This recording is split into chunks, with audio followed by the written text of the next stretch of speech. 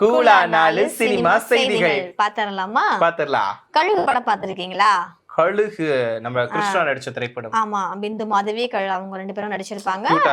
அந்த பாடலே எல்லா பாட்டுமே நல்லா இருக்கும், ரசிக்கக்கூடிய படமா தான் இருக்கும். சோ யாமிருக்க பயமே இந்த பாட்டு வரும், ஜில்லா விட்டு ஜில்லா வந்த கதையை நீங்க கேட்டியா? இல்ல, அது ஈசன். இதுல வந்து அதே மாதிரி ஒரு சாங் வரும், ஆனா கர்ணாஸ் கூட வந்து அவசரம். Okay okay, super. சோ கன்ஃபியூஸ்டா இருக்கிறாரு. இப்ப சாங் வந்து மேட்டர் கிடையாது. கழுகு படத்துடைய ஹீரோ கிருஷ்ணா இருக்காங்க இல்லையா, இவங்க இன்னும் நிறைய படம் நடிச்சிருக்காங்க. யாமிருக்க பயமேன் அது மாதிரி நடிச்சிருக்காங்க. ஆமா, அவர் குழந்தை நட்சத்திரம் நடிச்சிருக்காரு. அஞ்சலி படத்துல இருந்தே நடிச்சிட்டு வர்றாரு. ஆமா, அதுல கூட ஒரு சின்ன அந்த பையன் ரோல் வந்து அவர் பண்ணியிருந்தாரு. சோ அவருக்கு இப்ப இரண்டாவதாக பெண் குழந்தை பிறந்திருக்கு அப்படின்னு சந்தோஷத்தோட ஒரு 45 வயசுக்கு மேல இருக்கும், 48 வயசுல இப்ப இரண்டாவதா பெண் குழந்தை பிறந்திருக்குன்னு ஒரு எமோஷனலா, எங்க ஃபேமிலி இன்னும் பெருசாயிடுச்சு, நாங்க இன்னும் பிராட் ஆயிட்டோம் அப்படின்ற மாதிரி சொல்றாரு. திரையுலக பிரபலங்கள் எல்லாருமே அவங்களுக்கு விஷ் பண்ணிட்டு வர்றாங்க. ஆக்சுவலி டவுட், இப்போ கொஞ்ச நாளைக்கு முன்னாடி கூட ஒரு போதைப் பொருள் வழக்குல, ஆமா, ஸ்ரீகாந்த் அவர்களும் சரி கிருஷ்ணா அவர்களும் சரி போதைப் பொருள் வழக்குல வந்து ஜெயிலுக்கு போயிருந்தாங்க. அப்புறம் ஜாமீன்ல வந்துட்டாங்க. ஓகே ஓகே, இப்போ படவாய்ப்புக்காக காத்துட்டு இருக்காரு. ஃபைனலா வந்து ஒரு குட் நியூஸ் சொல்லியிருக்காரு. நல்ல விஷயம் தான். அடுத்து பாத்தீங்க அப்படின்னா, நான் வந்து யாரை பத்தி பேச போறேன் அப்படின்னா, தனுஷ். அவங்களுக்கு என்ன, தனுஷ் இப்போ வந்து ஒரு பெரிய ஸ்டார். ஹிந்தி சினிமாவுக்கும் போயிட்டாரு. ஒரு சிங்கர், தயாரிப்பாளர் அப்படின்னு நிறைய பன்முக திறமை கொண்டவர். ஆமா, நடிப்பு அரக்கன் அப்படின்னா அது கண்டிப்பா தனுஷ் சார் அவர்களுக்கு தான் அந்த டைட்டில் வந்து செட் ஆகும். நடிப்பு அரக்கன் சொன்னா ஒருத்தர் வந்துருவாரு, அடிச்சு போடுவாரு. இல்ல, அந்த விரல் காட்டி நடிகர் கிடையாது, அவர் கிடையாது. சும்மா விரல வச்சுமே வந்து ஒண்ணும் பண்ண முடியாது இல்லையா. தனுஷ் சார் நம்ம தமிழ்நாட்டோட நடிப்பரக்கன் யார்? அவர்தான், தனுஷ் சார் தான் நடிப்பு அரக்கன். இது யாராவது தனுஷ் சார் ஃபேன்ஸ் கேட்டாங்கன்னு வச்சுங்க, கண்டிப்பா உங்களுக்கு வந்து அவ்வளவுதான். உன்னால முடியுமா? சூர்யா சார் நடிச்ச படத்துக்கே அவர் என்னாலதான் நடிச்சாரு, அந்த சீன் வச்சாரு, உன்னால சொல்ல முடியுமா? சரி, டாபிக் வாங்க. தனுஷ் சார் தனுஷ் சார் வந்து இப்போ ஒரு பெரிய அளவு ஸ்டாரா இருக்காரா? ஆனா ஸ்டார்டிங்ல அந்த மாதிரி கிடையாது, ரொம்ப ஒல்லியா இருந்தாரா. நிறைய பேர் வந்து அவரை கிண்டல் பண்ணிருக்காங்க. ஆமா, சுல்லான் படத்துல எல்லாம் என்னயா இவரு இவ்வளவு ஒல்லியா இருக்காரு, இவரு 10 பேரை வந்து அடிக்கிறாரா, லாஜிக்கே இல்லையேன்ற மாதிரிலாம் சொல்லியிருந்தாங்க. புதுக்கோட்டை சரவணன் படத்துல கூட ஒல்லியா தான் இருப்பாங்க, ஆனா எல்லாரையும் போட்டு அடிச்சு விளாசுவாங்க. ஸ்டார்டிங்ல துள்ளுவது இளமை படத்துல வந்து நடிச்சிட்டாரு. அதுக்கப்புறமா காதல் கொண்டேன் இந்த படத்துல நடிச்சிருந்தாரா. அப்ப வந்து இவருக்கு கெட்டப் எப்படி கொடுத்துருக்காங்கன்னா, கிழிஞ்சு போன ஷர்ட், ரொம்ப அழுக்கா வந்து ஒரு சீனுக்காக நடிக்க ரெடி ஆயிருக்காங்க. ஆமா, அந்த படத்துலயே அவங்க அப்படிதானே இருப்பாங்க, ஒரு ஏழை விட்ட பையன் மாதிரி தான். காலேஜ் போகும்போதெல்லாம் காஸ்டியூம் எல்லாம் கொஞ்சம் பழசா தான் இருக்குமா. அப்போ அங்க செட்ல இருந்தவங்க, அதாவது அங்க சுத்தி இருந்தவங்க வந்து யாரு ஹீரோன்னு கேட்டிருக்காங்க. அப்போ ஒருத்தர் வந்து இவர் தான் ஹீரோ அப்படின்னு சொல்லியிருக்காங்க. உடனே இவர் ஹீரோவா, சரி இவ்வளவு அசிங்கமா இருக்காரு, இவர் ஒரு ஹீரோவா அப்படின்னு சொல்லிட்டு எல்லாரும் மட்டும் கேட்டு கிண்டல் பண்ணி சிரிச்சிருக்காங்க. இது அவருக்கு ரொம்பவே அவமானம் ஆயிடுச்சு. அப்போ ஒரு தூரத்துல இருந்து ஒரு ஸ்கூல் பொண்ணு வந்து ஓடி வந்துட்டு நீங்க எனக்கு ஆட்டோகிராஃப் போடுங்கன்னு ஒரு நோட்டை கொடுத்துருக்கு. உடனே இவரும் ஆட்டோகிராஃப் போட்டிருக்காரு. அப்போ அந்த டைம்ல சொல்லியிருக்கு, அந்த பொண்ணு சொல்லியிருக்கு, நான் நீங்க நடிச்ச துள்ளுவது இளமை படம் பார்த்தேன், எனக்கு ரொம்ப பிடிச்சிருந்துச்சு, உங்களை ரொம்ப எனக்கு பிடிக்கும் அப்படின்ற மாதிரி சொல்லியிருக்கா. நல்ல சிறுமியா இருக்கும்னு நினைக்கிறேன். ஏன்னா அது சொன்ன உடனே அங்க எல்லாருமே ஷாக் ஆயிட்டாங்களா. ஏன்னா சிரிச்சு ஏளனம் பண்ணவங்க எல்லாரும் அமைதி ஆயிட்டாங்களா. ஓகே, ஆமா, ஏன்னா இனிஷியலா உருவத்தை பார்த்து வந்து கேலி பண்ணிருப்பாங்க. இவர் தான் வந்து ஹீரோன்னு தெரிஞ்சதுக்கு அப்புறமா அவங்களுக்கு தான் இருக்கும், இவருக்கு பெருமையா இருந்திருக்கும். ஏன்னா இப்போ என்ன சொல்லியிருக்காருன்னா, என்னைக்குமே அந்த பொண்ணு தான் என்னோட ஃபர்ஸ்ட் ஃபேன் அப்படின்ற மாதிரி சொல்லியிருக்காரு. சோ அந்த don't judge a book by its cover அப்படின்னு ஒரு ப்ராவர்ப் சொல்லுவாங்க. அது வந்து இந்த இடத்துல வந்து நம்ம வந்து கண்டிப்பா ஏத்துக்கணும். ஒருத்தருடைய உருவ அமைப்பை வச்சு மட்டுமே இவங்க வந்து இப்படியா இவங்களா அப்படின்ற மாதிரி நம்ம வந்து எள்ளி நகையாடிடக் கூடாது. அது புரிந்தவங்களுக்கு புரிஞ்சா சரிதான். சரி, ஓகே, தனுஷ் அவர்கள் அவங்களுடைய ஃபர்ஸ்ட் ஃபேன் யாரு அப்படின்றத ரிவீல் பண்ணிட்டாங்க. சோ லைஃப் லாங் அவங்க கண்டிப்பா மறக்க முடியாது அவங்களுடைய ஃபர்ஸ்ட் ஃபேனை. சோ இது வந்து அந்த சிறுமிக்கு வந்து பெருமை தான் இல்லையா. அன்னைக்கு வந்து அவங்க உண்மை அந்த படம் பிடிக்கும் ஹீரோன்னு ஐடென்டிஃபை பண்ணி பண்ணாங்களா இல்ல எப்படின்னு தெரியல. ஆனா இன்னைக்கு வந்து அந்த சிறுமிக்கு வந்து பெருமைதான். நடிகர் ஜெய் அவர்கள் இருக்கிறாங்கல்ல, அவங்களும் முஸ்லீமா மாறிட்டாங்கன்ற மாதிரி நிறைய டாக்ஸ் போனுச்சு. நிகாஷ் எனும் திருமணம் அந்த படத்துல திருமணம் எனும் நிக்கால வந்து அவங்க ஆக்சுவலா முஸ்லீம் கிடையாது, பிராமணி வீட்டு பையன் தான். நஸ்ரியா அவர்களும் பிராமணி வீட்டு பொண்ணு தான். பட் அபு இவங்க பேர் வந்து முஸ்லீம் பேர்ல வச்சு 2 பேரும் வந்து பழகிட்டு இருப்பாங்க. ட்ரெயின்ல டிக்கெட்ல மாத்தி போறது போது வந்து 2 பேரும் முஸ்லீமா இருப்பாங்க. அந்த முஸ்லீம் பேர் போறதுனால அப்படியே கண்டினியூ பண்ணுவாங்க 2 பேரும். கடைசில தான் உண்மை தெரியும். Facebookல எல்லாம் ஃபேக் ஐடி எல்லாம் கிரியேட் பண்ணுவாங்க. பட் ஃபைனலா 2 பேருமே பிராமின் தான் தெரிஞ்சு கூட அவங்களால அந்த திருமண வாழ்க்கையில ஈடுபட முடியாது. ஏன்னா முஸ்லீம் அபுன்ற பேர்ல வச்சு இவங்க பழகி இருப்பாங்க. அதே மாதிரி தான் அவங்களும் நஸ்ரியா கூட அந்த முஸ்லீம் பேரை வச்சு தான் பழகி இருப்பாங்க. சோ ராகவா அப்படின்ற பேரோட இவங்களால கண்டினியூ பண்ண முடியாது. ஏன்னா அந்த பேரு அந்த உருவத்தை தான் இவங்க வந்து காதலிச்சாங்க. சோ இவங்க பிராமின்னு தெரிஞ்சதுக்கு அப்புறம் அட நம்ம ஆளுதானே அப்படின்ற மாதிரி அவங்களால அது உள்ள வர முடியல. பட் ஃபைனலா அவங்க வந்து மேரேஜ் பண்ணிப்பாங்க. சோ அதுல வந்து முஸ்லீமா அவங்க ஆகணும்னு ஆசைப்படுவாங்க, குர்ஆன் எல்லாம் படிப்பாங்க இல்லையா, அது ரியலா ஆன மாதிரி ஜெய் அவர்கள் முஸ்லீமா மாறிட்டாங்க. ஆமா, நான் ஒரு கேள்விப்பட்டேன், ஏதோ இந்த முஸ்லீமா மாறிட்டாரு, அதுக்கு பின்னாடி நிறைய காரணங்கள் இருக்குன்னு கூட கேள்விப்பட்டேன். நிறைய காரணங்கள் இருக்கு. அதுல மெயின் ரீசன் என்ன அப்படின்னா, இப்ப கோயிலுக்கு அவர் போனாரு அப்படின்னா அங்க வந்து நிறைய அவர் வந்து பார்த்திருக்காரு. ஆனா மசூதி அவர் போகும்போது யாருமே அவர் வந்து கவனிக்கிறது கிடையாது. அதாவது இவங்க போறாங்களா, ஜஸ்ட் இறைவன்கிட்ட வேண்டுறாங்களா, தொழுறாங்களா, வந்துகிட்டே இருப்பாங்க. ஆனா இவர் கோயிலுக்கு போனா அப்படி கிடையாது. கோயில்ல வந்து யாருமே போனோமா சாமி கும்பிட்டோமான்னு வரமாட்டாங்க. அவங்க என்ன ட்ரெஸ் பண்ணிருக்காங்க, இவங்க என்ன பண்றாங்க அப்படின்ற மாதிரி. இல்ல, இன்னொரு விஷயம் சம லெவல்ல ட்ரீட் பண்ண மாட்டாங்க அப்படின்னு சொல்லி கேள்விப்பட்டேன். ஆமா, கோவில சமமா தான் ட்ரீட் பண்ண மாட்டாங்க. ஃப்ரீ டிக்கெட்டுக்கு ஒரு மாதிரி 50 ரூபாய் டிக்கெட், 100 ரூபாய் டிக்கெட், விஐபி டிக்கெட், இந்த மாதிரி எல்லாம் இருக்கு. கடவுளே பார்க்க விடுறாங்க, அந்த மாதிரி எல்லாம் இருக்கு இல்லையா. சோ நிறைய நடக்குது. ஆனா ஒரு தர்காக்கு நீங்க போனீங்க, மசூதிக்கு நீங்க போனீங்க பிரேயர் பண்றதுக்குன்னா, ஒரு தொழுவத்துக்கு நீங்க போறீங்கன்னா அந்த இடத்துல உங்களை வந்து கண்டிப்பா உங்களை ஒரு மனுஷனா தான் பாப்பாங்க. நீங்க ஒரு செலிபிரிட்டி, ஒரு ஹீரோ அப்படி எல்லாம் பார்க்க மாட்டாங்க. நான் எந்த டிஸ்டர்பன்ஸும் இல்லாம நான் போவேன், நான் தொழுவேன், நான் கடவுளை வந்து வருவேன். உண்மையா ஃபீல் பண்ணி வணங்கலாம். அங்க யாருமே நம்மள நோட் பண்ண மாட்டாங்க, மத்தவங்க நோட் பண்ண முடியாது. கடவுளுக்கு வணங்குறதுக்கு ஃப்ரீடம் இருக்கும் அப்படின்ற மாதிரி. இதுவே ஒரு செலிபிரிட்டி வந்து ஒரு கோயிலுக்கு, வடபழனி கோயிலுக்கே போனாங்கன்னா கண்டிப்பா அந்த இடத்துல வந்து எவ்வளவு கூட்டங்கள் வரும். மத்தவங்க எல்லாம் சாமி கும்பிட வந்தவங்க அந்த வேலையை விட்டுட்டு ஹீரோ பின்னாடி ஃபாலோ பண்ணி வருவாங்க. இந்த மாதிரி நிகழ்ச்சி நம்ம நிறையவே வந்து பார்த்திருக்கோம் இல்லையா. ஆக்சுவலி இன்னொரு விஷயம் என்னன்னா, கோவிலுக்குள்ள வந்து எல்லாத்தையும் ட்ரீட் பண்ற விதமே வேற மாதிரி தான் இருக்கும். ஏன்னா சில பூசாரிகள் எல்லாம் காசு கொடுத்தாதான் நம்மள உள்ளே அனுப்புறாங்க. அந்த மாதிரி தட்டுல காசு வச்சா நம்ம கையில வந்து பூ கொடுப்பாங்க, இல்லைன்னா அந்த மாதிரி பண்ணுவாங்க. சோ இந்த ஒரு ரீசன்னால மட்டும்தான் நான் வந்து முஸ்லீமா நான் மாறி இருக்கிறேன். அதனாலதான் நான் போவேன், நான் தொழுவேன், நான் கடவுள்கிட்ட பேசுவேன், என் வேண்டுதல் அப்ப நான் வந்துகிட்டே இருப்பேன். இதுவே என்னால ஹிந்து கோயில இது மாதிரி பண்ண முடியல, இந்த சமத்துவம் அங்க இல்ல அப்படின்ற மாதிரி அவர் ஷேர் பண்ணியிருக்காரு. ஒரு டயலாக் ஞாபகம் வருது, கடவுள் கூட அனுமதிச்சா கூட பூசாரி வந்து அதுக்கு அனுமதிக்க மாட்டாரு, தடுத்து நிறுத்துறான்னு சொல்லுவாங்கல்ல. அந்த மாதிரி விஷயத்த ஜெய் அவர்களும் ஃபீல் பண்ணியிருக்காரு. ஸோ அதனாலதான் அங்க நிம்மதி கிடைக்குது அப்படின்றதுக்காக அங்க போயிருக்காரு. So super. அடுத்து ஒரு விஷயம் என்னன்னா, சனம் ஷெட்டி பத்தி பேச போறேன். சனம் ஷெட்டி அவங்க கூட ரீசெண்டா உடம்பு சரியில்லைன்ற மாதிரி ட்வீட் எல்லாம் போட்டிருந்தாங்க.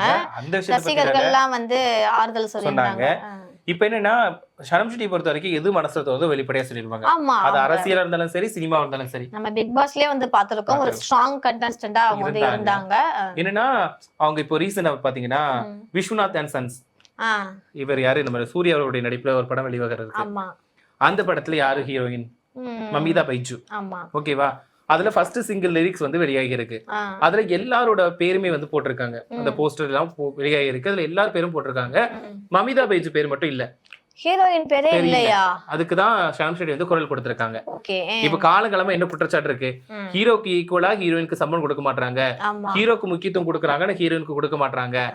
இல்ல ரீசெண்டா கூட ஒரு விஷயம் பேசியிருந்தோம், யாரு நம்மளுடைய ஜோதிகா அவர்கள் சொல்லியிருந்தாங்க, பட்ஜெட் வைஸ் பாக்குறப்போ ஹீரோயின் ஒரு முக்கியத்துவம் கதாபாத்திரம் நடிச்சா, ஒரு மெயின் கேரக்டர்ல நடிச்சு யாருமே வாங்குறதுக்கு தயாரா இருக்க மாட்டாங்க அப்படின்ற ஒரு குற்றச்சாட்டு வச்சாங்க. அதே மாதிரி இப்ப இதை சொல்லியிருக்காங்க, ஏன் நீங்க வந்து ஒரு புதுமுக ஹீரோயின் வந்து அப்படிதான் பண்ணுவீங்களா? அவங்களுமே ஒரு நல்ல திறமையானவங்க தான். அவங்க வந்து இப்ப ஸ்டார்டிங்ல இருக்கிறதுக்காக நீங்க வந்து பேர் போடாம இருக்கிறது கொஞ்சம் கூட நியாயமே கிடையாது. இத சூர்யா சார்லாம் பார்க்கவே இல்லையா அப்படின்ற மாதிரி கேள்வியை முன் வச்சிருக்காங்க. ஓகே, ஏன்னா இந்த படத்துல ராதிகா சரத்குமார் அவங்க இன்னும் நிறைய பேர் நடிச்சிருக்காங்க. ஆமா, ராதிகா சரத்குமார் இன்னொரு விஷயத்த சொல்லியிருந்தாங்க. என்னன்னா, இவங்க மமிதா பைஜ் வந்து சூப்பரா நடிக்கிறாங்க, ஒரு விஷயத்த வந்து அப்சர்வ் பண்ணிட்டு அவ்வளவு அசால்ட்டா நடிச்சு போயிறாங்க. நானே பார்த்து ஆச்சரியப்பட்டேன், இந்த பொண்ணு எப்படி ஈஸியா நடிக்கிறாங்க அப்படின்னு ஆச்சரியப்பட்டேன் அப்படின்ற மாதிரி சொல்லியிருக்காங்க. ஏன்னா ராதிகா அவர்களே வந்து ஒரு பெரிய நடிகை. ஆமா, கண்டிப்பா அவங்களே ஒரு புகழ்ந்து பேசக்கூடிய அளவுக்கு இவங்களோட ஆக்டிங் இருக்கு. அப்படி இருக்கும்போது இவங்களுக்கு அங்கீகாரம் கொடுத்திருக்கணும். ஆனா அந்த படக்குழு மறந்தாங்களா இல்ல வேணும்னு செஞ்சாங்களா என்னன்னு தெரியல. பட் இதுக்காக சனம் ஷெட்டி அவர்கள் குரல் கொடுத்ததுன்றது உண்மையிலே ஒரு பாராட்டத்தக்க விஷயம். ஏன்னா ஒரு சக நடிகைக்கு வந்து யாருமே வந்து ஹெல்ப் பண்ணணும்னு நினைக்க மாட்டாங்க. அந்த பொண்ணு நடிச்சானு நடிக்கட்டானு அப்படின்ற மாதிரி நினைப்பாங்க. ஆனா இவங்க வந்து அந்த பொண்ணோட பேர் எதுக்கு போடல, இது வந்து இப்பவே மாறணும், நீங்க இப்ப மாத்தினாதான் அது ஃபியூச்சர்ல மாறும், இல்லாட்டா அது மாறவே மாறாது. இன்னைக்கு மமிதா பைஜு அவங்களுக்கு நடந்தது, நாளைக்கு எல்லாருக்குமே நடக்கிறதுக்கான வாய்ப்புகள் இருக்கு அப்படின்றதுனால அவங்க வந்து குரல் கொடுத்திருக்காங்க. இப்ப அடுத்ததாக சமந்தா அவங்க பக்கம் போலாமா? எஸ், சொல்லுங்க. முதலமைச்சர் கூட அவங்க வந்து போட்டோ எடுத்தாங்க, அது கிடையாது, அது விஷயம் இல்ல. அவங்க இப்ப மா இன்டி பங்காரு அப்படின்ற படத்தை என் தங்கம் அப்படின்ற மாதிரி தமிழ்நாட்டுல இப்ப ரிலீஸ் ஆனிச்சு இல்லையா? அது கூட நல்லா வசூல் பண்ணிட்டு இருக்காங்க. நல்லா இருக்கு அந்த படம். ரொம்ப நாள் கழிச்சு அவங்க கொடுத்திருக்காங்கன்னு சொல்லலாம். சோ இந்த படம் வந்து நல்லா இருக்கு. ஸ்டண்ட் சீன்லாம் இருக்கு போல, நல்லா சுரட்டி சுரட்டி அடிக்கிறாங்க. சோ பயங்கரமா இருக்கு அந்த படம், ஒரு ஆக்ஷன் மூவி அது அப்படின்ற மாதிரியும். அவங்க ரீசெண்டா ஒரு போஸ்ட் ஒண்ணு போட்டிருக்காங்க. அதுல அவங்களுடைய வயிறு கொஞ்சம் பெருசா இருக்க மாதிரி இருக்கு, அதாவது அவங்களுடைய பம்ப்ல பேபி இருக்கலாம், பேபி பம்ப் தெரியுது அப்படின்னு தெரியுன்ற மாதிரி சொல்லியிருந்தாங்க. ஏன்னா ஃபர்ஸ்ட் எல்லாம் வந்து அழகா இருப்பாங்க, அதுக்கப்புறம் உடம்பு குறைக்கிறன்ற மாதிரி ரொம்ப ஸ்லிம் ஆயிட்டாங்க. கீர்த்தி சுரேஷ் அவங்க, சமந்தா இவங்க எல்லாமே, ஹன்சிகா மூத்வானி அவங்க கூட எல்லாருமே வந்து ஒல்லி ஆயிட்டாங்க. இப்படி கொழு கொழுன்னு அமுல் பேபி மாதிரி இருந்தீங்க, ஏன் இப்படி இழைச்சு போயிட்டீங்கன்ற ரசிகர்கள் எல்லாம் கவலைப்பட்டாங்க. இப்ப கீர்த்தி சுரேஷ் மறுபடியும் குண்டாயிட்டாங்கன்னு வச்சுக்கோங்களேன். ஆனா சமந்தா அவர்கள் இன்னும் அப்படியேதான் இருக்கிறாங்க. சமந்தா ஓரளவுக்கு ஓகேவே ஆயிட்டாங்கல்ல. ரொம்ப ஃபர்ஸ்ட்ல ரொம்ப ஒரு விஷயத்தினால ரொம்பவே கஷ்டப்பட்டாங்க. அதுல இருந்து மீண்டு வரதுக்கே ரொம்ப நாள் ஆச்சு. இப்பதான் ஓரளவுக்கு ஓகேவா இருக்காங்க. டிசம்பர் மாசம் கல்யாணம் ஆச்சு, போன டிசம்பர் 1 தான், கடந்த வருஷம். ராஜ் நிடிமூர் அப்படின்றவரை காதலிச்சு கல்யாணம் பண்ணிக்கிட்டாங்க. சோ இப்போ அவங்க வந்து கன்சீவா இருக்கிறாங்க அப்படின்ற மாதிரி அவங்களுடைய இமேஜ் மூலமா ரசிகர்களுக்கு தெரியப்படுத்தி கேக் வெட்டுறப்போ அவங்க அந்த பேபி பம்ப் தெரியுதுன்னு எல்லாரும் வந்து வாழ்த்து சொல்ல ஆரம்பிச்சிட்டாங்க. பரவாயில்லப்பா, சமந்தா வந்து நிறைய பேருக்கு பிடிக்கும். ஏன்னா தமிழ் நடிகை, ஒரு ஸ்ட்ராங்கான ஒரு ஹீரோயின் அப்படின்னே சொல்லலாம். எந்த கேரக்டர் கொடுத்தாலும் அதை சேலஞ்சிங்கா எடுத்துக்கிட்டு அதோடைய பெர்ஃபார்மன்ஸை அவங்க ஸ்கிரீன்ல காட்டுவாங்க அப்படின்றது நமக்கு நிறைய படங்கள்ல பார்த்திருக்கோம். ஸோ அவங்களுக்கு இந்த ஒரு விஷயம் வந்து ஒரு குட் நியூஸா இருக்கு. அவங்க ஹாப்பியா இருக்கிறத விட வந்து அவங்களோட ரசிகர்கள் ரொம்பவே ஹாப்பியா இருக்காங்க. ஏன்னா அவங்க தங்கத்துக்கு ஒரு தங்கம் வரப்போகுது அப்படின்னு சொல்லி ஹாப்பியா இருக்காங்க. ஃபர்ஸ்ட் லைஃப் அவங்களுக்கு வந்து சக்சஸ் ஆகல, சரிப்பட அமையலனா கூட இரண்டாவதாக அவங்க தேர்ந்தெடுத்த இந்த வாழ்க்கை வந்து நல்லா இருக்குன்னு அவங்களே சொல்றாங்க. சந்தோஷமா இருக்காங்க. இவர் எங்க லைஃப்ல வந்ததுக்கு அப்புறமா நான் ரொம்பவே ஹாப்பியா இருக்கேன், எனக்கு அவர் கூட இருக்கும்போது ரொம்பவே சந்தோஷமா ஃபீல் பண்றேன், இந்த உலகமே எனக்கு பிடிச்சிருக்கு அப்படின்லாம் ஒரு சமயத்துல சொன்னாங்க. ஒரு குழந்தை வந்துச்சுன்னா அவங்க ஃபேமிலி இன்னும் கொஞ்சம் எக்ஸ்பேண்ட் ஆகும். ஸோ இன்னும் அவங்க இன்னும் ஒரு அழகான வாழ்க்கைக்காக அவங்க காத்திருக்காங்க. வெல்கம் டு மாமி வேர்ல்ட் அப்படின்ற மாதிரி சமந்தா அவர்களே ஒரு 35 பிளஸ் தானே, 38 39 நினைக்கிறேன் I think. So good news சொல்லியிருக்காங்க. ஸோ பார்க்கலாம். நான் இப்போ ஒரு நடிகை பத்தி தான் பேச போறேன். நடிகை இவங்க வந்து ஒரு பேச ஆரம்பிச்சாலே கண்டிப்பா கான்ட்ரோவர்சி வந்துரும். யாருன்னு எனக்கு சரியா புடிபடலையே. வனிதாக்கா. Okay okay okay. ஏன்னா இவங்க எது பேசுறாலும் கண்டிப்பா அதுல ஒரு கான்ட்ரோவர்சி வந்துரும். அவங்க வந்து ஓப்பனா போல்டா பேசிடுவாங்க, மனசுல எதுவுமே வச்சுக்க மாட்டாங்க. யாரா இருந்தாலும் பயப்படலாம் மாட்டாங்க. உண்மை நேர்மை எல்லாம் நான் சொல்றதுதான், என் மனசுல தோணுதுன்னா நான் ஓப்பனா சொல்லிடுவேன், அதை பத்தி நீ பேசக்கூடாது அப்படின்ற மாதிரி இருக்கு கேரக்டர். எல்லாத்தையும் ஓப்பனா சொல்லிடுவாங்களா. இப்போ ரீசெண்டா ஒரு விஷயத்த பேசியிருக்காங்க. அது வந்து யாரா இருக்கும், இவங்க எதுக்கு போய் திடீர்னு குண்டத்துக்கு போடுறாங்க அப்படின்ற மாதிரி ஆயிடுச்சு. என்னன்னா அவங்களோட முதல் காதலை பத்தி சொல்லியிருக்காங்க. முதல் காதல் நிறைய காதல் இருக்கே, அதெல்லாம் விடுங்க. அவங்களோட ஃபர்ஸ்ட் லவ், ஃபர்ஸ்ட் ஒருத்தவங்க லவ் பண்ணுவாங்கல்ல, அத பத்தி பேசியிருக்காங்க. ஆனா இந்த டைம் மட்டும் நான் வந்து சொல்ல முடியாத சூழ்நிலையில இருக்கேன், என்ன வெளிப்படையா சொல்ல முடியாது. நான் ஒருவேளை அந்த காதலை பத்தி சொல்லிட்டேன் அப்படின்னா ஒட்டுமொத்த தமிழ்நாடே அதிர்ந்து போயிரும்.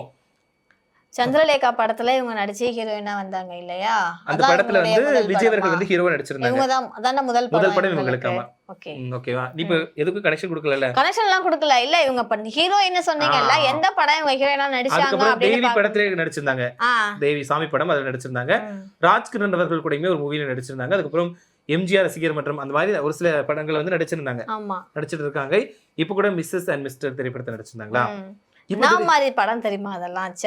ஆக்சுவலி மிஸ்ஸஸ் அண்ட் மிஸ்டர் திரைப்படத்துக்கு வந்து விமர்சனங்கள் நெகட்டிவா கிடைச்சாலும் ஒரு சில பேரோட ஆதங்கம் என்னவா இருக்கு, இதே வேற ஹீரோயின் நடிச்சு இந்த மாதிரி கிளாமர் காட்டியிருந்தாங்கன்னா தூக்கி வச்சு கொண்டாடி இருப்பாங்கப்பா, இது வனிதாக்கா நடிச்சதுனாலதான் பிரச்சனை அப்படின்னு சொல்லிட்டு நெகட்டிவா கொண்டு போனாங்க. ஏன்னா அது உண்மைதான்.